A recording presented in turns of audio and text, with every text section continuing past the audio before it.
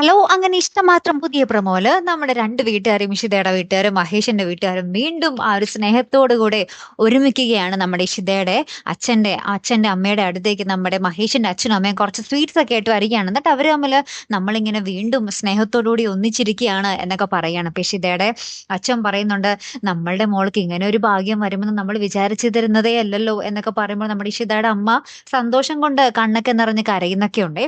അപ്പുറത്ത് നമ്മുടെ ഇഷിത മഹേഷിന്റെ അടുത്ത് പറയുന്നുണ്ട്, നമ്മൾ ഏറ്റവും വലിയ കടമ്പയാണ് ഇനി കടക്കാൻ പോകുന്നത് എന്ന് പറയുന്നുണ്ട്. അതായത് ആദിമോനെ നമ്മുടെ മഹേഷ് ഇങ്ങോട്ടേക്ക് കൊണ്ടുവരാനുള്ള കേസിന് വേണ്ടി പോകാൻ പോകുകയാണ് അല്ലെ?